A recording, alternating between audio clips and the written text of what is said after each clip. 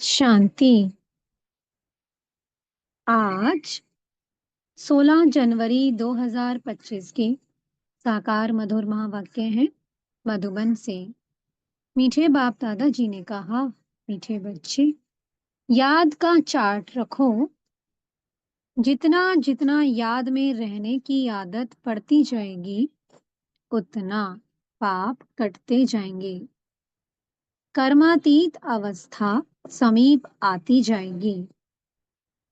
प्रश्न है, चार्ट ठीक है व नहीं, इसकी परख किन 4 बातों से की जाती है?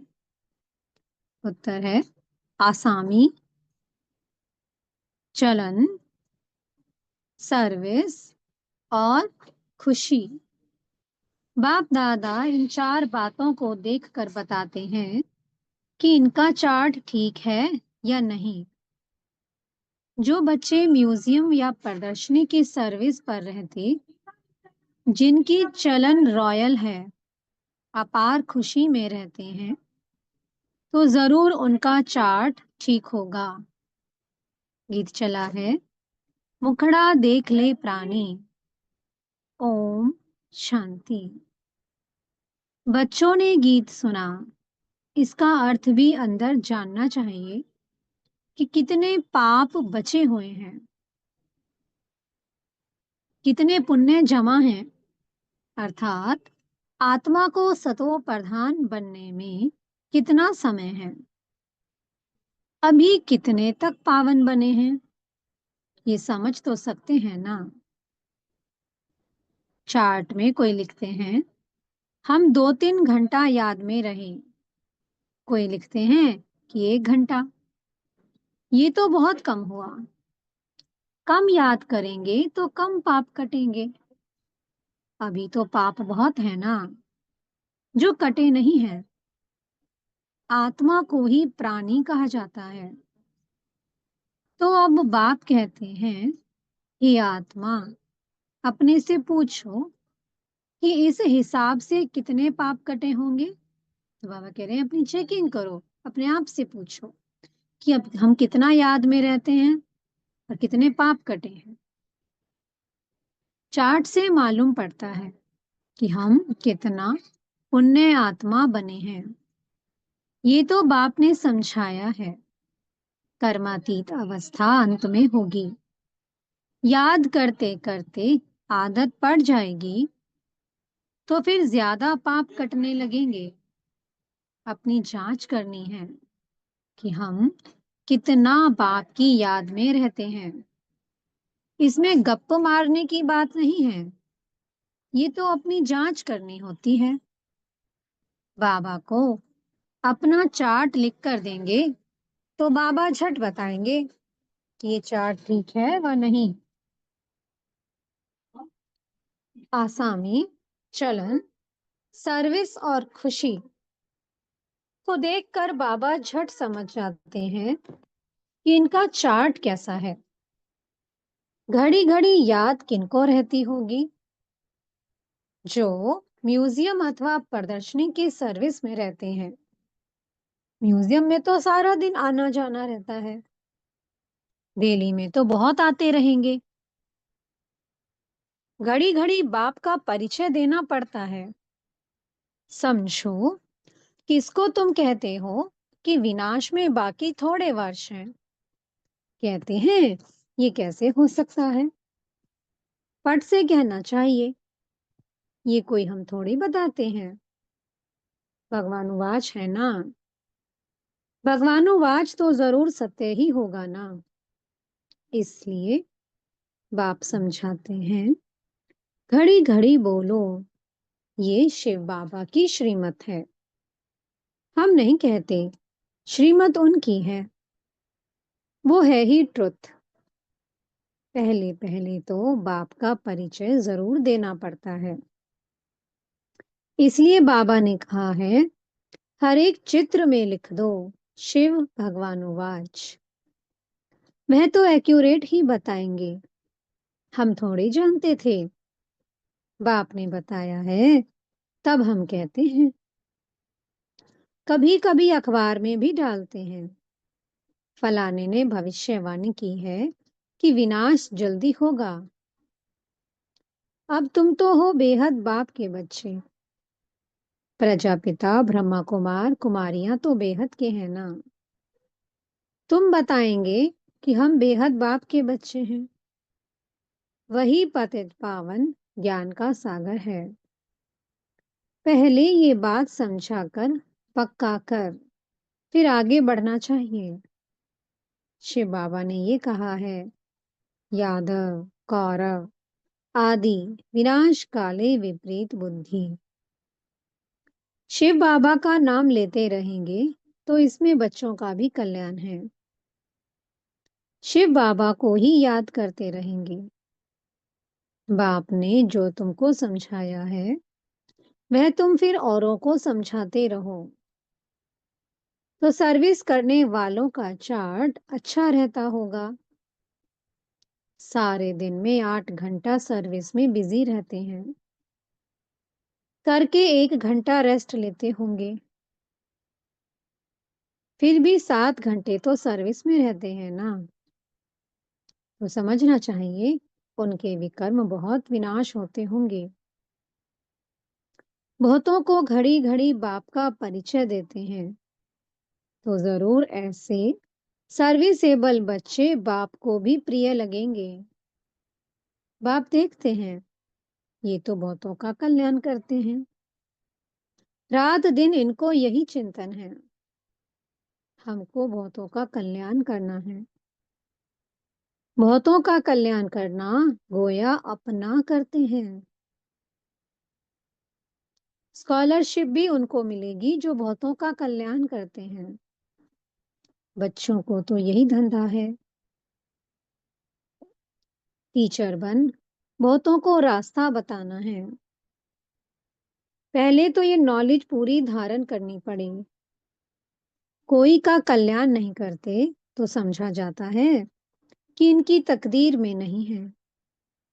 बच्चे कहते हैं, बाबा हमको नौकरी से छुड़ाओ, हम इस सर्विस में लग जाएं। बाबा भी देखेंगे कि बरोबर ये सर्विस के लायक हैं, बंधन मुक्त भी हैं। तब कहेंगे, भल 500,000 कमाने से तो इस सर्विस में लग बहुतों का कल्याण करो। अगर बंधन मुक्त हैं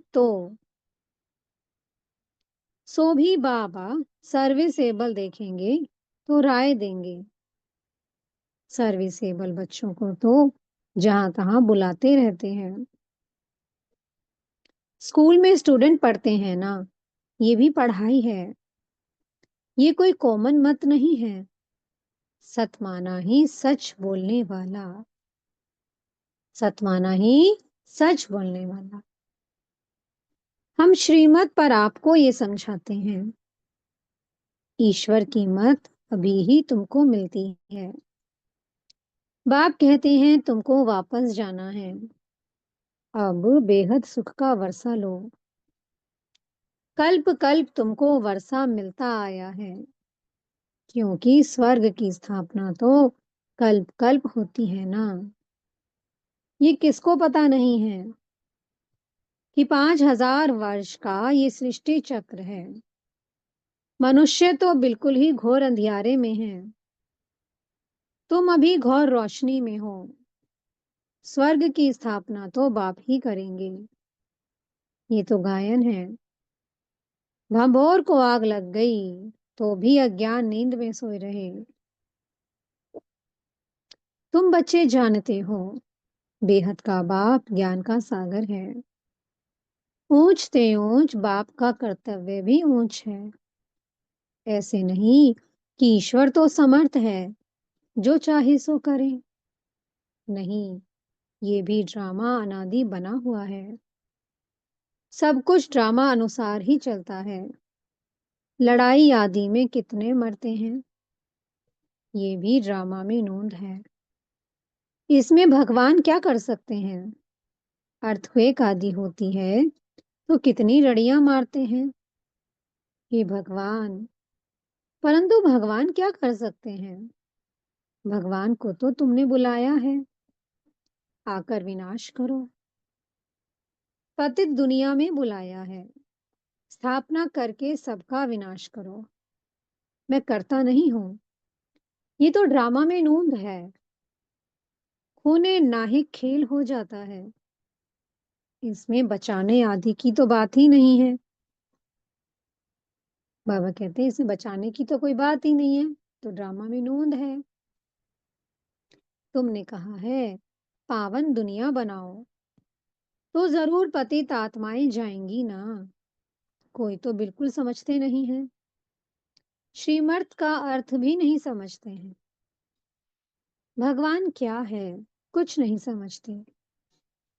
कोई बच्चा ठीक पढ़ता नहीं है तो माँ बाप कहते कि तुम तो पत्थर बुद्धि हो। सतयुग में तो ऐसे नहीं कहते, कलयुग में है ही पत्थर बुद्धि। पारस बुद्धि यहाँ कोई हो ना सके। आजकल तो देखो मनुष्य क्या क्या करते रहते हैं। एक हार्ट निकाल दूसरी डाल देते हैं। अच्छा, इतनी मेहनत कर ये किया, परंतु इससे फायदा क्या है? करके थोड़े दिन और जीता रहेगा। बहुत रिद्धि सिद्धि सीख कर आते हैं, फायदा तो कुछ भी नहीं है। भगवान को याद ही इसलिए करते हैं, हमको आकर पावन दुनिया का मालिक बनाओ। हम पतित दुनिया में रह बहुत दुखी हुए हैं। सतयुग में तो कोई बीमारी आदि दुख की बात होती नहीं। अभी बाप द्वारा तुम कितना उच्च पद पाते हो। यहाँ भी मनुष्य पढ़ाई से ही उच्च डिग्री पाते हैं, बड़े खुश रहते हैं। तुम बच्चे समझते हो, ये तो बाकी थोड़े रोज जिएंगे। पापों का बोझा तो सर पर बहुत है, बहुत सजाएं खाएंगे। अपने को पतित तो कहते हैं ना। विकार में जाना पाप नहीं समझते। पाप आत्मा तो बनते हैं ना। कहते हैं कि गृहस्थ आश्रम तो अनादि चला आता है। अब समझाया जाता है कि सतयुग त्रेता में पवित्र गृहस्थ आश्रम था, पाप आत्माएं नहीं थी। यहाँ पाप आत्माएं हैं, इसलिए दुखी हैं। यहाँ तो अल्पकाल का सुख है। बीमार हुआ और ये मरा। मौत तो मुख खोलकर खड़ा है, अचानक हार्ट फेल हो जाते हैं। यहाँ है ही कागविष्टा समान सुख। वहां तो तुमको अथाह सुख है। तुम सारे विश्व के मालिक बनते हो। किसी भी प्रकार का दुख नहीं होगा, न गर्मी न ठंडी होगी। सदैव बहारी मौसम होगा। तत्व भी ऑर्डर में रहते हैं। स्वर्ग तो स्वर्ग ही है, रात दिन का फर्क है। तुम स्वर्ग की स्थापना करने के लिए ही बाप को बुलाते हो। आकर पावन दुनिया स्थापन करो, हमको पावन बनाओ। तो हर एक चित्र पर शिव भगवानुवाच लिखा हुआ हो। इससे घड़ी घड़ी शिव बाबा याद आएगा, ज्ञान भी देते रहेंगे। म्यूजियम अथवा प्रदर्शनी की सर्विस में ज्ञान और योग दोनों इकट्ठे चलते हैं। याद में रहने से नशा चढ़ेगा। तुम पावन बन सारे विश्व को पावन बनाते हो। जब तुम पावन बनते हो तो जरूर सृष्टि भी पावन चाहिए। पिछाड़ी में कयामत का समय होने के कारण सबका हिसाब किताब चुकतू हो जाता है। तुम्हारे लिए हमको नई सृष्टि का उद्घाटन करना पड़ता है। फिर ब्रांचेस खोलते रहते हैं, पवित्र बनाने के लिए। नई दुनिया सत्य का फाउंडेशन तो बाप बिगर कोई डाल ना सके, तो ऐसे बाप को याद भी करना चाहिए। तुम म्यूजियम आदि का उद्घाटन बड़े आदमियों से कराते हो तो आवाज होगा, मनुष्य समझेंगे कि यहाँ ये भी आते हैं। कोई कहते हैं तुम लिख कर दो, हम बोलेंगे। वो भी रॉन्ग हो गया। अच्छी रीति समझ कर बोलें। ऑरली तो बहुत अच्छा है। कोई तो लिखत पढ़कर सुनाते हैं, जिससे कि एक्यूरेट हो। तुम बच्चों को तो ऑरली समझाना है। तुम्हारी आत्मा में सारी नॉलेज है ना। फिर तुम औरों को देते हो। प्रजा वृद्धि को पाती रहती है। आदमशुमारी भी बढ़ती जाती है ना। सब चीज बढ़ती रहती है। झाड़ सारा जर्जरीभूत हो गया है। जो अपने धर्म वाले होंगे वो निकल आएंगे। नंबरवार तो है ना। सब एक रस नहीं पढ़ सकते हैं। कोई 100 से 1 मार्क भी उठाने वाले हैं। थोड़ा भी सुन लिया, 1 मार्क मिली तो स्वर्ग में आ जाएंगे। ये है बेहद की पढ़ाई, जो बेहद का बाप ही पढ़ाते हैं। जो इस धर्म के होंगे वो निकल आएंगे। पहले तो सबको मुक्ति धाम अपने घर जाना है। फिर नंबरवार आते रहेंगे। कोई तो त्रेता के अंत तक भी आएंगे। भल ब्राह्मण बनते हैं, लेकिन सभी ब्राह्मण कोई सतयुग में नहीं आते। त्रेता अंत तक आएंगे। ये समझने की बातें हैं। बाबा जानते हैं कि राजधानी स्थापन हो रही है। सब एक रस तो हो नहीं सकते हैं। राजाई में तो सब वैरायटी चाहिए। प्रजा को बाहर वाला कहा जाता है। बाबा ने समझाया था, वहां वजीर आदि की दरकार नहीं रहती। उनको श्रीमत मिली जिससे ये बने। फिर ये थोड़ी कोई से राय लेंगे। वजीर आदि कुछ नहीं होते।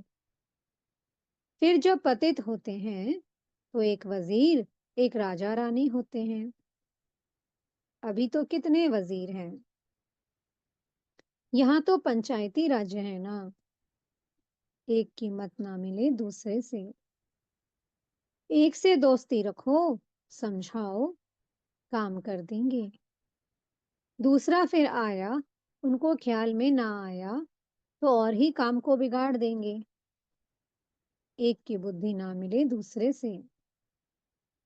वहां तो तुम्हारी सब कामनाएं पूरी हो जाती हैं। तुमने कितना दुख उठाया है। इसका नाम ही है दुखधाम। भक्ति मार्ग में कितने धक्के खाए हैं। ये भी ड्रामा। जब दुखी हो जाते हैं तब बाप आकर सुख का वर्षा देते हैं।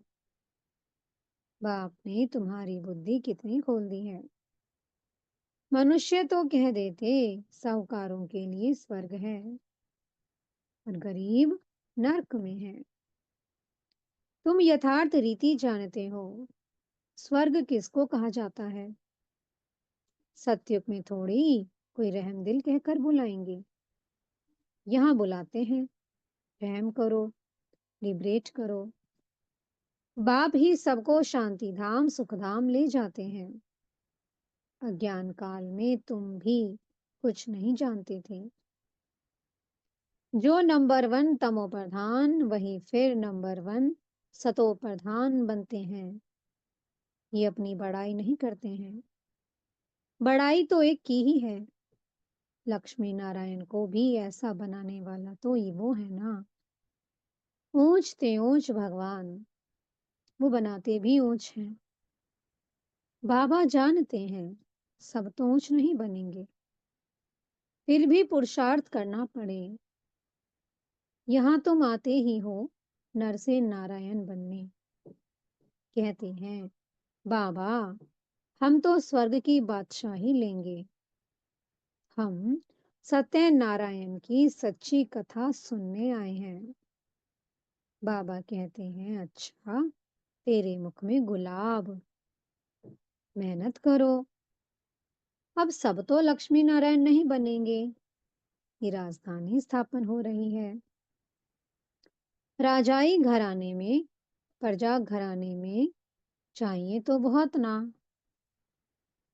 आश्चर्यवत् सुनंती कथंती पारगति देवंती हो जाते हैं, फिर वापस भी आ जाते हैं।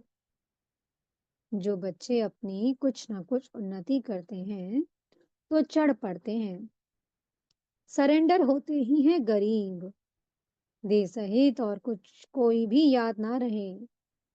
बड़ी मंजिल है। अगर संबंध जुटा हुआ होगा तो वह याद जरूर पड़ेंगे। बाप को क्या याद पड़ेगा? सारा दिन बेहद में ही बुद्धि रहती है, कितनी मेहनत करनी पड़ती है। बाप कहते हैं मेरे बच्चों में भी तम, मध्यम, कनिष्ठ हैं। दूसरे कोई आते हैं तो भी समझते हैं कि ये पतित दुनिया के हैं, फिर भी यज्ञ की सर्विस करते हैं तो रिगार्ड देना पड़ता है। बाप युक्तिबाज तो है ना। नहीं तो ये tower of silence holiest of Holi tower है, जहाँ होलीएस्ट ऑफ होली बाप सारे विश्व को बैठ होली बनाते हैं, पवित्र बनाते हैं। यहाँ कोई पतित आ ना सके, परंतु बाप कहते हैं मैं आया ही हूँ सभी पतितों को पावन बनाने। इस खेल में मेरा भी पार्ट है। अच्छा, मीठे मीठे से कीलते बच्चों प्रति माता पिता बाप दादा का याद प्यार और गुड मॉर्निंग। रूहानी बाप की रूहानी बच्चों को नमस्ते। हम रूहानी बच्चों की मीठे रूहानी बाप दादा जी को बहुत बहुत याद प्यार, गुड मॉर्निंग और नमस्ते। धारणा के लिए मुख्य सार है। पहला पॉइंट, अपनी चार्ट को देखती जांच करनी है कि कितने पुण्य जमा हैं। आत्मा सतो प्रधान कितनी बनी है। याद में रहकर सब हिसाब किताब चुकतू करने हैं। दूसरा पॉइंट है, स्कॉलरशिप लेने के लिए सर्विसेबल बन बहुतों का कल्याण करना है। बाप का प्रिय बनना है। टीचर बन बहुतों को रास्ता बताना है। मीठे सदगुरु जी वरदान दे रहे हैं, अपने फरिश्ते स्वरूप द्वारा सर्व को वर्षे का अधिकार दिलाने वाले आकर्षण मूर्त भव। फरिश्ते स्वरूप की ऐसी चमकीली ड्रेस धारण करो जो दूर दूर तक आत्माओं को अपनी तरफ आकर्षित करे और सर्व को भिखारीपन से छुड़ाए, वर्षे का अधिकारी बना दे। इसके लिए ज्ञान मूर्त, याद मूर्त और सर्व दिव्य गुण मूर्त बन उड़ती कला में स्थित रहने का अभ्यास बढ़ाते चलो। आपकी उड़ती कला ही सर्व को चलते फिरते फरिश्ता सुदेवता स्वरूप का साक्षात्कार कराएगी। यही विधाता वरदातापन की स्टेज है। स्लोगन है, औरों के मन के भावों को जानने के लिए सदा मन मनाभव की स्थिति में स्थित रहो। अपनी शक्तिशाली मनसा द्वारा सकाश देने की सेवा करो। मनसा शक्ति का दर्पण है, बोल और कर्म। चाहे अज्ञानी आत्माएं, चाहे ज्ञानी आत्माएं, दोनों के संबंध संपर्क में बोल और कर्म शुभ भावना, शुभ कामना वाले हों। जिसकी मनसा शक्तिशाली व शुभ होगी, उसकी वाचा और कर्मना स्वतः ही शक्तिशाली, शुद्ध होगी, शुभ भावना वाली होगी। मनसा शक्तिशाली अर्थात याद की शक्ति श्रेष्ठ होगी, शक्तिशाली होगी और वो सहज योगी होंगे। ओम शांति। बहुत बहुत शुक्रिया प्यारे प्यारे हमारे मीठे मीठे बाप दादा जी का। ओम शांति।